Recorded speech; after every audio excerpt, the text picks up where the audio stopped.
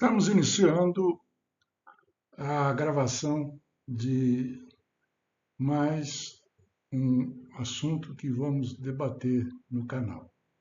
Nós iremos falar sobre as estruturas de concreto protendido.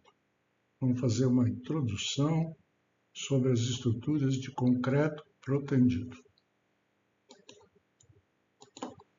Nessa parte 1, nós focalizaremos, nós manteremos a atenção nas estruturas com pré-tração. Meu nome é Roberto Xuxa Carvalho, eu sou professor sênior da Universidade Federal de São Carlos. Bom, começamos mostrando a grande semelhança que existe entre o concreto armado e o concreto protendido. As estruturas de concreto armado e protendido, elas são vistas como do mesmo tipo. Ou seja, elas são normalizadas por um único documento, uma única norma, que aplica especificações distintas, obviamente, para as circunstâncias de cada sistema. A 6118/2023 é intitulada de Projeto de Estruturas de Concreto, Procedimento. Ela só fala sobre projeto.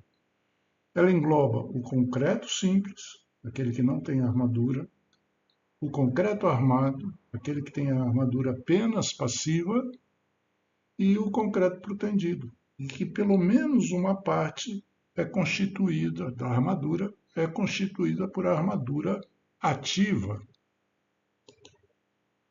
O concreto armado, como a gente bem lembra, né, é constituído por associação do concreto simples, que é o cimento, areia, brita e água, e a armadura convenientemente colocada, uma armadura passiva convenientemente colocada, de tal modo que solidariamente ambos resistam aos esforços solicitantes. E isso se dá porque eles têm aderência entre um e o outro. A aderência que existe entre a armadura e o concreto faz com que ambos trabalhem solidariamente. Então, nós vamos fazer um esquema aqui de uma execução de uma viga de concreto armado, né, para depois poder passar o conceito de armadura passiva e avançarmos para o protendido, em que nós teremos o conceito de armadura ativa. Bom, então eu vou fazer aqui esquematicamente a execução de uma viga, mostrando uma viga de concreto armado, mostrando a colocação do escoramento e formas, depois a colocação da armadura, a concretagem, a retirada da forma e escoramento, e aí se inicia a deformação da viga. Vamos lá. Primeiro eu faço a forma com escoramento, construo ou monto a armadura. Nesse caso estou imaginando uma viga simplesmente apoiada, por exemplo, não é? Porque a concentração de barras de aço é grande na parte de baixo, onde vai haver, obviamente, tração, e nós vamos explicar isso também. E quando montada essa armadura, eu coloco, né, essa armadura dentro da forma, tendo cuidado de pôr espaçadores, né, para que eu tenha uma distância entre a forma e a armadura. E depois, quando eu fizer a concretagem, já nessa próxima etapa, toda a armadura fique distante da superfície do concreto, um cobrimento mínimo, que são especificados por norma e devem ser considerados no projeto na execução. Quando o concreto atinge uma certa resistência, uma resistência suficiente para resistir ao peso próprio da viga e outros elementos que estejam no momento ligados a ela, nós podemos tirar o escoramento. a forma e o escoramento. Nesse momento, a viga começa a entrar em serviço. Eu não desenhei aqui os dois pilares, por exemplo, que ela estaria aplicada, que ela estaria transmitindo o esforço, mas fica claro o que está acontecendo. Nesse momento que eu tiro o escoramento, a viga, o concreto, começa a se deformar. E como ele está solidário à armadura, nesse momento a armadura também acaba se deformando e ambos começam a trabalhar, a resistir ao esforço. Mas veja que é importante, que para que a armadura começasse a se deformar, foi necessário o concreto se deformar. Portanto, nesse caso, o concreto foi o elemento ativo e a armadura é passiva. Então, por isso que nós chamamos a armadura de concreto armado de armadura passiva. Avançando agora. Vamos imaginar um exemplo simples de uma viga de concreto. Vamos pensar num primeiro momento que essa viga aqui com duas cargas concentradas. Existe uma razão de fazer esse tipo de ensaio. Esse ensaio é muito comum, é um ensaio comum em termos de para observação, desprezando o peso próprio, imaginando que o peso próprio do elemento possa ser desprezado. O diagrama de momentos fica com esse aspecto. Se a gente fizesse o diagrama de cortante, nós íamos ver que o cortante aqui nessa região, no centro, onde o momento é maior, nós teríamos um cortante zero, e aí nós temos uma flexão pura. Muito bem, o importante é que se nós fizermos esse ensaio com uma viga de concreto, apenas concreto, sem armadura, ela se deforma e com uma carga relativamente pequena, formam-se fissuras que levam um pouco mais de aumento de carga, levam à ruptura dessa viga. Então, para se obter um carregamento maior, é comum se colocar nessa região tracionada a barra de aço, uma ou várias barras de aço. Tá? Então, lá, para essa viga, como nós estamos dizendo, nós vamos colocar uma barra de aço aqui, no caso de concreto armado, uma barra armadura passiva. Se for pretendida, nós vamos colocar uma armadura ativa, mas isso nós vamos ver depois. Né? E aí, né, novamente, batendo na tecla, né, a norma brasileira, ela diz no seu texto que o concreto simples sem armadura, né, é aquele que justamente nós vamos ter pequena resistência para flexão. O concreto armado, você só põe a armadura passiva, e ele diz que o protendido é aquele que, além dessa barra de aço, nós vamos ter uma armadura ativa. Então, precisamos definir depois o que vem a ser a armadura ativa. Bom, o importante é que nós vimos que o concreto armado, como nós já tínhamos dito anteriormente, ele depende da colocação da armadura na região correta. Né? E para isso a gente usa como se fosse uma menção à oração de São Francisco, que onde houver tração, que eu leve, né, a armadura. Muito bem. No caso do protendido, nós vamos fazer mais. Onde houver tração, que eu leve a compressão, porque nós, ao colocarmos a barra de aço de proteção, além da barra de aço propriamente dita funcionando, nós vamos ter, através do processo que nós vamos mostrar, nós temos uma compressão na região tracional. Então, essa máxima aqui, onde houver tração, que eu leve a compressão. Bom, para ficar mais claro ainda e mais técnico, vamos definir o que vem a ser elemento de concreto pretendido.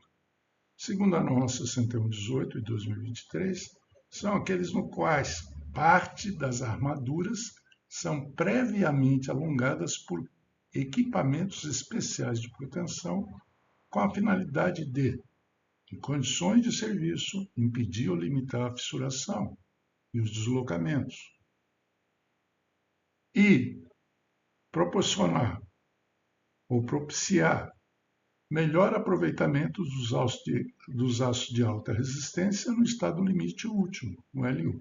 Os aços usados em proteção, eles necessitam uma deformação muito grande, maior de 10 por mil, que é a deformação prevista na norma brasileira para concreto armado. Então, nós vamos fazer alguns truques em que nós conseguimos chegar na proteção com mais que 10 por mil. É só fazer uma deformação no aço, independentemente do concreto. Nós vamos ver como é que isso pode ser feito hoje com a pré-tração. Bom, e aí nós precisamos definir os tipos de concreto pretendido quanto à aderência e execução. Começamos com a aderência inicial, né? Estamos dando ênfase à aderência. Também chamado de pré-tração, porque na verdade ele ocorre com a pré-tração. São duas propriedades diferentes, mas vamos falar sobre as duas. A aderência e a armadura só é iniciada quando começa o lançamento concreto. Na verdade, ela é iniciada exatamente quando você lança o concreto. Vamos explicar como isso vai ocorrer. No caso da aderência posterior, eu consigo com a pós-tração. Também vamos explicar o que vai ser pré-tração, pós-tração. Nesse primeiro capítulo nós vamos falar bastante da pré-tração. Depois, no segundo, nós vamos falar de pós-tração. A aderência, no caso, só vai ser obtida da armadura com o concreto bem depois, diferentemente do caso anterior, quando eu lanço concreto. Aqui não. A armadura de proteção é colocada em bainhas, né?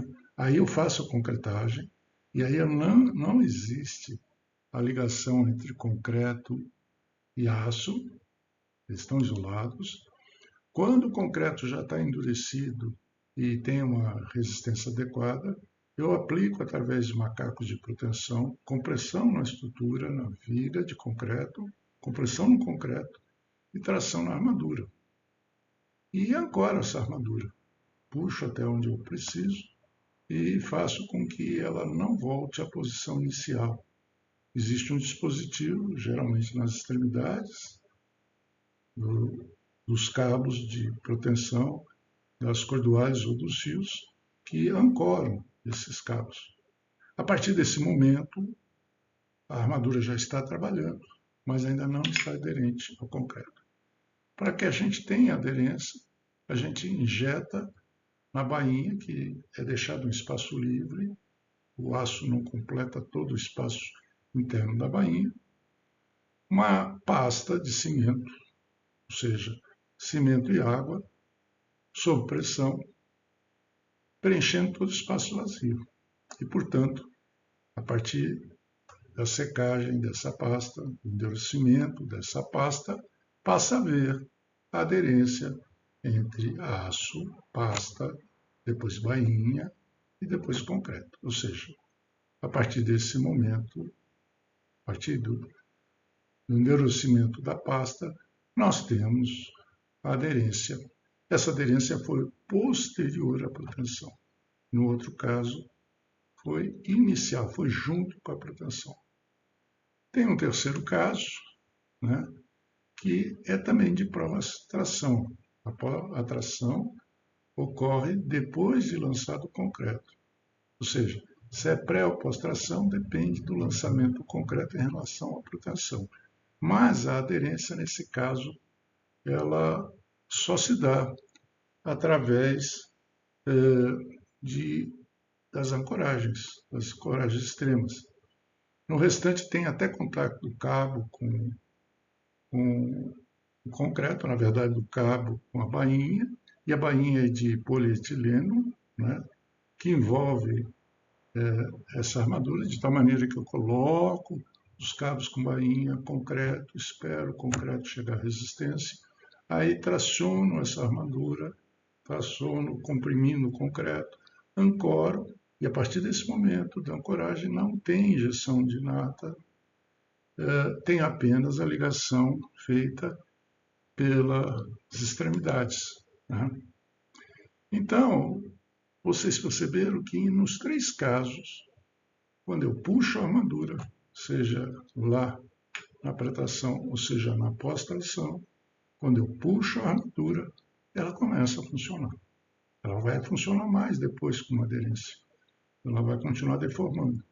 Também na cordoalha engraxada, que não tem aderência nas extremidades, ela, questões geométricas e de ancoragem, ela continua deformando também. Mas o importante é que a armadura não precisou inicialmente do concreto se deformar. Ao contrário, a proteção dela fez com que o concreto se deformasse. Aí o agente ativo passa a ser a armadura. Essa é a diferença do protendido e do concreto armado. Uma das diferenças. Né? Nós temos a armadura sendo ativa. Não depende do concreto para começar a trabalhar. Bom, vamos dar um exemplo simples, né, de fabricação de uma peça com pretração. E a pretração é típica e geralmente feita em fábricas. Às vezes é feita no canteiro, a pretração. Não a pré-moldagem, a pretração. Ela é típica de obras, de elementos feitos em indústria para depois serem recolocados ou colocados em outros lugares, em outras estruturas. Né? Então vamos fazer uma viga W. Ela chama W, mas vocês vão ver que é mais V, né? Tem que juntar duas para formar um W. Mas é esse nome que dá no começo. Está aqui o desenho, perspectiva, esquemático. Se eu colocar duas, fica um W. Mas enfim, sei lá, alguém achou que é W. Está aqui a W, ela é feita com aderência inicial e vamos descrever o processo. Né? Eu vou fazer esquematicamente alguns desenhos. Os desenhos sempre são bons, porque às vezes mostram coisas que as fotografias ocultam, mas depois a gente complementa com fotografia. Imagino que assim fique melhor.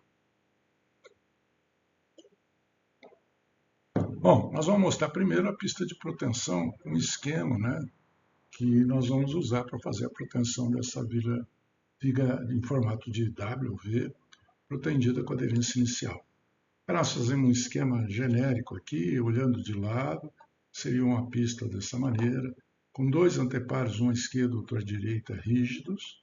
Não necessariamente é assim que é feita a pista, mas enfim, é para dar mais entendimento. E quando a gente corta aqui na seção transversal, nós temos aqui um berço nesse caso, nós colocamos a pista está aqui. Pode não ter esse berço, você pode colocar depois esse berço, retirá-lo, né? Ou seja, podia ser a forma de uma viga, enfim. No caso da laje velar, que é só a pista.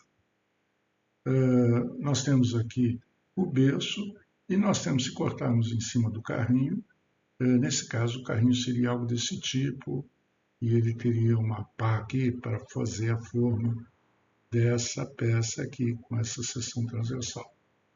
Na verdade, é mais sofisticado que isso. Nós vamos falar mais para frente sobre isso. Bom, agora vamos montar o esquema de todas as operações, tirando uma primeira que eu vou falar. A primeira é limpar a pista, né, antes de começar o serviço, aplicar desmoldante, e aí tem que tomar muito cuidado, ou desmoldante seca ou desmoldante. Não pode entrar em contato, obviamente, com a armadura de proteção, senão ela perde aderência. Bom, feita essa primeira etapa, tem algum equipamento que permite fazer isso, nós vamos colocar a armadura. Você pega a armadura, prende a armadura numa extremidade e estica, né, posicionando-a, aqui vocês estão vendo na seção transversal, diversas posições. É preciso que lá na pista, na extremidade da pista, exista o que a gente chama de pente, um elemento metálico com esses furos previamente já pensados, né? E aí nós vamos, depois de colocar essa armadura, fazer o estiramento, a proteção propriamente dita da armadura e logo em seguida a ancoragem. Bom, para fazer isso, é preciso mostrar aqui à direita, está bem ampliado, depois nós vamos mostrar a fotografia, de como é feita o aprisionamento vamos dizer assim, do fio, da cordoalha, um elemento da esquerda ou mesmo da direita, depois que eu puxei, ou seja, ancoragem. Nós temos aqui, vocês vão ver que depois é um elemento, mas pode pensar que aqui é uma chapa de aço bastante grossa, com formato tronco cônica. Aí eu coloco um elemento, uma cunha, com o mesmo formato tronco cônico, furada no meio, tripartite para montar por fora, e passando dentro desse elemento uma cordoalha. De tal maneira que, se eu colocar essa cunha, empurrá-la com força para dentro desse outro elemento, que seria a cunha, a porta-cunha ou o cone fêmea, nós vamos estrangular aqui o fio, né? Vamos prender o fio e ele não vai poder voltar, porque ele está esticado, ele foi esticado, e aí quando a gente faz essa operação ele não consegue mais voltar. Isso que é a ancoragem. Então eu protendo a armadura, deixo ela presa do outro lado, protendo a armadura desse lado aqui, por exemplo, né? Até que ele chegue no valor que eu quero, né, de tensão, e aí faça a ancoragem conforme eu descrevi. Tá certo? Verifiquem que em nenhum momento eu falei no concreto, não tem concreto ainda. Então a armadura foi pré-tracionada, foi tracionada antes do concreto, por isso que é pré-tracionada, né? E o concreto não está lá.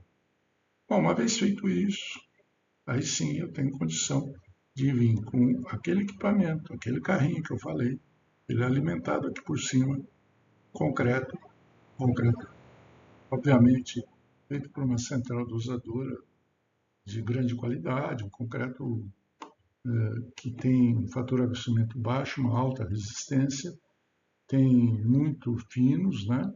E ele precisa ser lançado com cuidado e ser adensado. Essas máquinas têm uma capacidade de adensamento muito grande, mas muito, muito, muito grande. Então a máquina vem lançando esse concreto e vem fazendo a forma, dando a forma da seção, né? E adensando, ou seja, fazendo a peça. Obviamente que logo depois tem alguns detalhes que nós vamos falar em outras aulas, né? Vem a questão da cura. Bom, mas eu completei a concretagem. Aí, depois de 24 horas em geral, depois de algum tempo decorrido, o concreto vai chegar numa resistência suficiente para suportar os esforços de proteção e os esforços de peso próprio.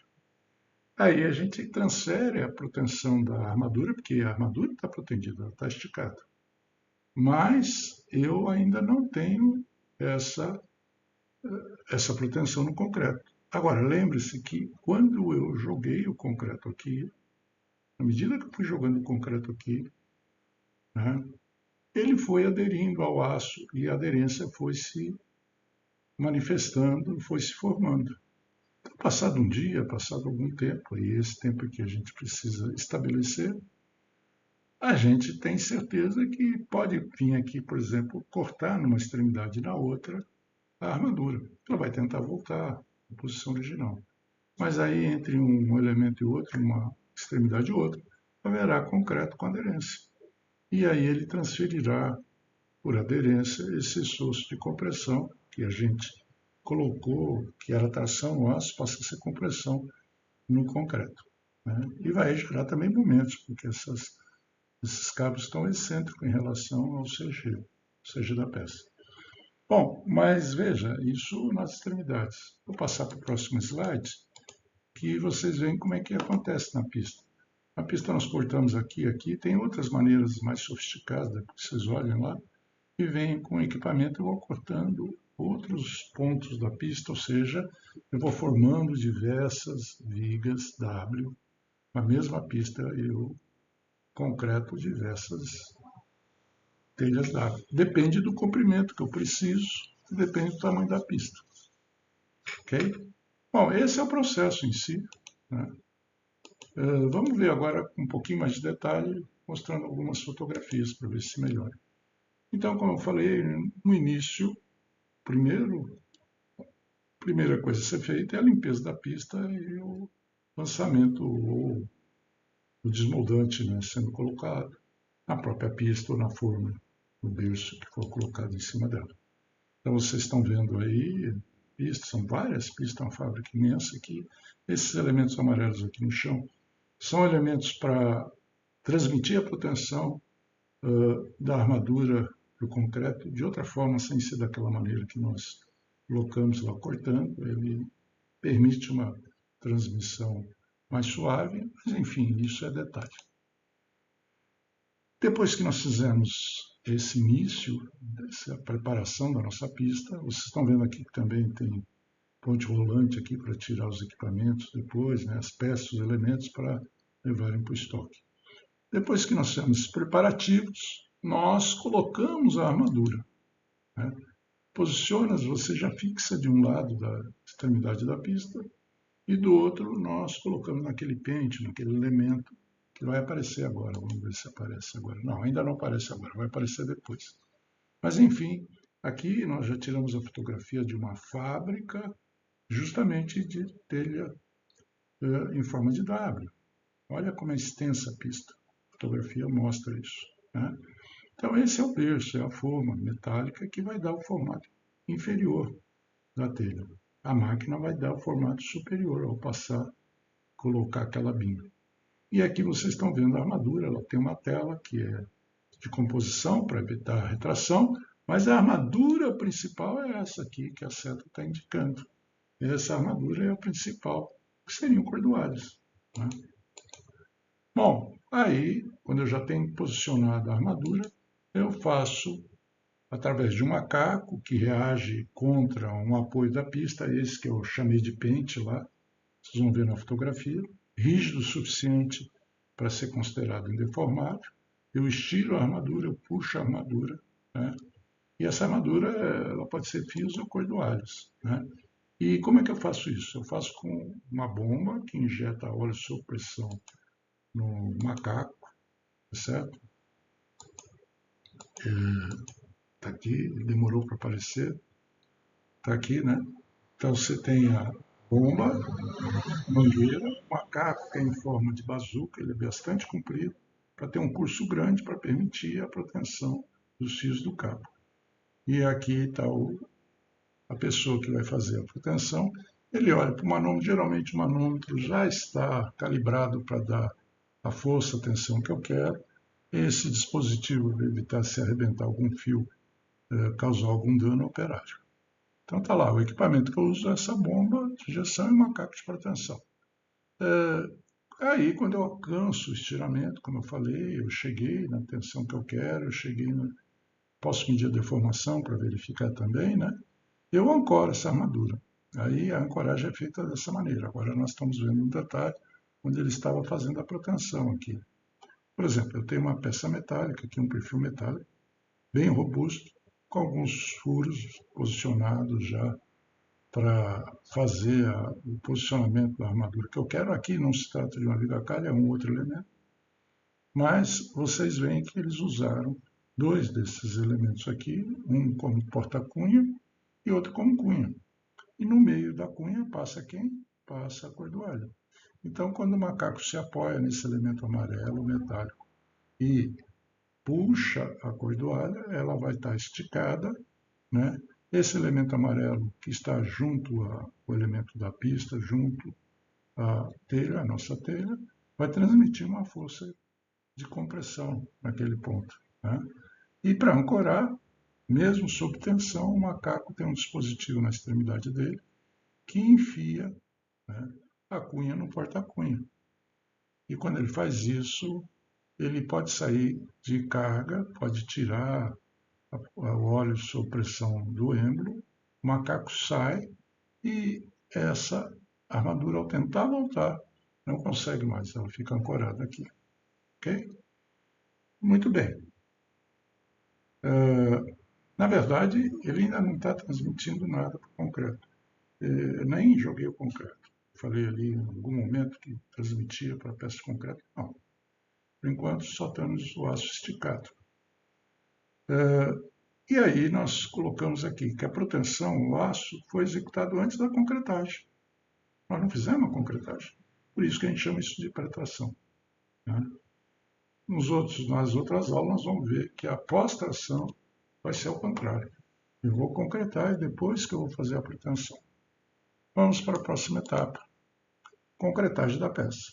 Então eu já tensionei a armadura, ancorei a armadura devidamente.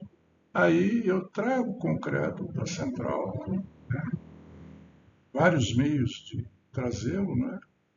E trago e alimento aquele carro, né? O carro de concretagem.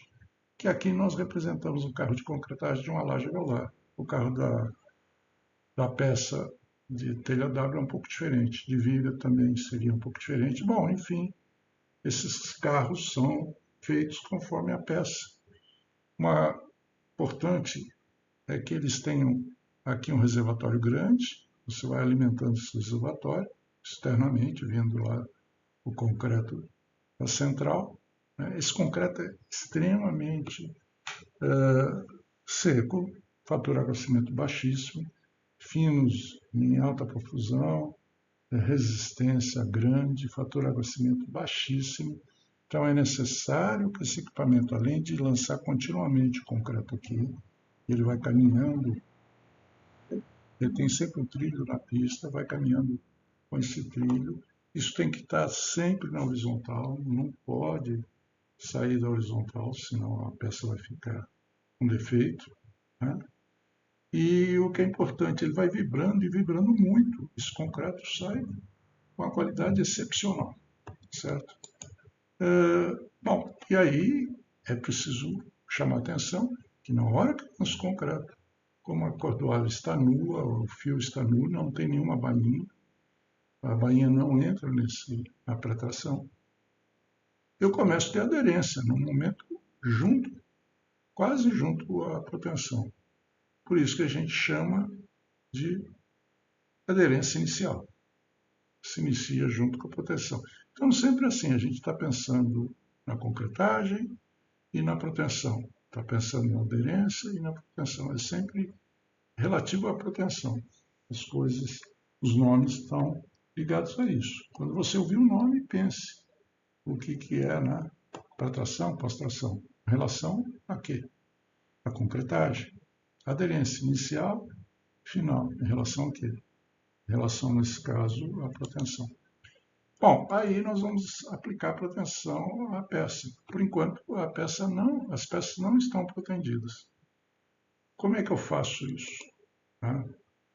O concreto alcançando a resistência, isso para pré-fabricado geralmente a gente faz em 24 horas, mas é preciso estabelecer e chegar nesse valor de resistência, calculado também para que a peça consiga resistir os esforços de proteção e o peso próprio dela, né? Isso é feito da maneira mais simples, existem outras mais sofisticadas, cortando o aço, as extremidades, e depois, no meio lá, cortando o concreto e o aço. Na hora que você corta em duas extremidades o aço que foi alongado e está esticado, ele tenta voltar para a posição original. Ele não vai conseguir, porque ele vai, pela aderência ao concreto, ele vai transferir o esforço, aquele esforço de compressão para o concreto. E, de novo, aí, né, nós vemos a situação de ativa. Né? A armadura é ativa. É ela que está transferindo esforço para o concreto e não o contrário. Depois continua, quando houver deformação, sim, o concreto se deformar vai transferir esforço para a proteção, mas é preciso dizer que a proteção iniciou o trabalho dela sem que fosse necessário ter o concreto. Bom, e aí para fazer isso nós precisamos de uma máquina de corte. Então nós estamos mostrando aqui uma máquina. A peça que está sendo cortada não é a telha W, é uma laje alveolar. Né? O operário vem cortando isso com esmeril, vai cortando tudo.